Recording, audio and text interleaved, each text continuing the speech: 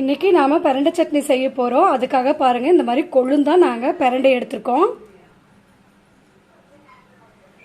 இந்த மாதிரி நம்ம எடுத்தோம்னா, பிஞ்சாக எடுத்தோம்னா அப்படியே நம்ம உடைச்சிட்டு வதக்கி அரைச்சிக்கலாம். கொஞ்சம் முத்துனதாக எடுத்தோம்னா சைடில் இருக்கிறதெல்லாம் நல்லா க்ளீன் பண்ணணும். இது வந்து நல்லா பிஞ்சாக இருக்கிறதுனால நம்ம லைட்டாக அந்த ஓரங்களில் மட்டும் க்ளீன் பண்ணிவிட்டு நம்ம சேர்த்துக்கலாம்.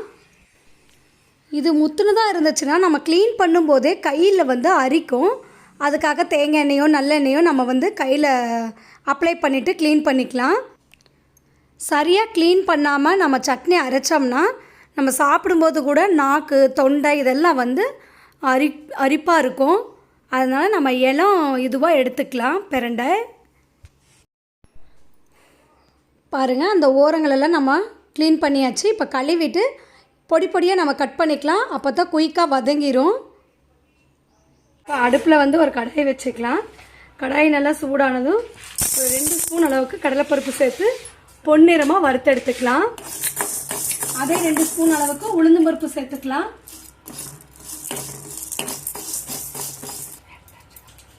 கொஞ்சம் சீரகம் சேர்த்துக்கலாம். இப்போ கடலைப்பருப்புலாம் வதங்கிடுச்சு. சீரகம் சேர்த்து இதோடய வறுத்தெடுத்துக்கலாம்.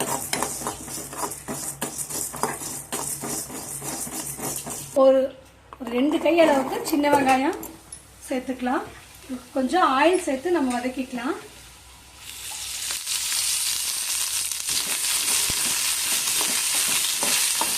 இந்த வெங்காயத்தோடைய ஒரு 4 பல் பூண்டு சேர்த்துக்கலாம்.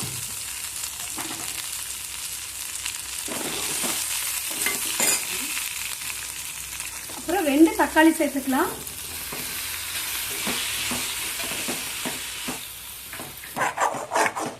இப்போ வெங்காயம் தக்காளி நல்லா வதங்கிடுச்சு. இப்போ நம்ம இதை எடுத்துக்கலாம். எடுத்து நம்ம ஒரு தட்டுக்கு மாற்றிட்டு ஆற வச்சுக்கலாம். இப்போ அதே கடாயில் கொஞ்சம் நல்லெண்ணெய் சேர்த்துக்கலாம். கட் பண்ணி வச்சிருக்கிற பிரண்டை சேர்த்துக்கலாம். இந்த பிரண்டை வந்து நல்லா வதக்கி எடுக்கணும். அப்படி இல்லைன்னா நான் முன்னாடி சொன்ன மாதிரி சாப்பிடும்போது நம்மளுக்கு வந்து நமைக்கும். நம்ம காரத்துக்கு தகுந்த மாதிரி இதுலேயே காஞ்ச மிளகாய் சேர்த்துக்கலாம். பாருங்கள், இப்போ இந்த அளவுக்கு நம்ம வதக்கி எடுத்துடணும். அதுக்கப்புறம் கொஞ்சமாக தேங்காய் துருவல் சேர்த்துக்கணும். கொஞ்சம் கொத்தமல்லி இலை சேர்த்துட்டு வதக்கி எடுத்துக்கலாம். இந்த சட்னிக்கு தேவையான அளவு உப்பு சேர்த்துக்கலாம்.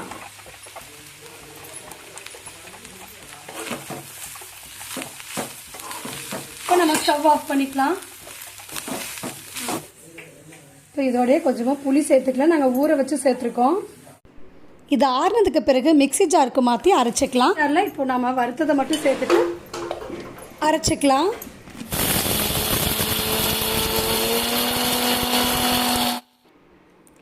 இப்போ வதக்கி வச்ச வெங்காயத்தையும் பிரண்டையும் சேர்த்து அரைச்சிக்கலாம். பிரண்டை சட்னிக்கு ஒரு தாளிப்பு சேர்த்துக்கலாம். இப்போ ஆயில் சூடாயிடுச்சு. கடுகு சேர்த்துக்கலாம். கடலைப்பருப்பு, உளுந்து பருப்பு சேர்த்துக்கலாம். காஞ்ச மிளகாய், கருவேப்பிலை,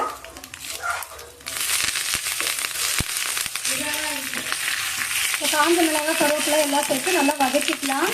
இப்போ தாளிச்சதை நம்ம இந்த சட்னியில் சேர்த்து கலந்துக்கலாம். பிரண்டை சட்னி ரெடி ஆயிடுச்சு. இது வந்து சூடான சாதத்துக்கு பெசரி சாப்பிடும்போது ரொம்ப சூப்பராக இருக்கும். கலந்த சாதத்துக்கும் நல்லா டேஸ்ட்டாக இருக்கும்.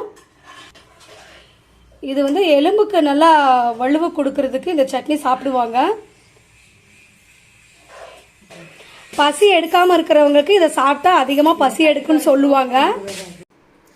சிலரது வீட்டில் நம்ம குழந்தைங்களுக்கு என்னதான் விதவிதமாக சமைச்சு கொடுத்தாலும் அவங்க சாப்பிட அடம் பிடிப்பாங்க. அவங்களுக்கு பசி எடுக்கவே எடுக்காது. அந்த மாதிரி இருக்கிற குழந்தைங்களுக்கு இந்த மாதிரி சட்னி அரைச்சி கொடுத்து பாருங்கள். நல்லா பசி எடுக்கும். அவங்க சாப்பிட்டு நல்லா புஷ்டியாகவும் இருப்பாங்க. இந்த வீடியோ உங்களுக்கு பிடிச்சதுன்னா உங்கள் ஃப்ரெண்ட்ஸ்க்கும் ஷேர் பண்ணுங்கள், லைக் பண்ணுங்கள். என்னோடய வீடியோவை பார்த்தவங்க அனைவருக்கும் நன்றி.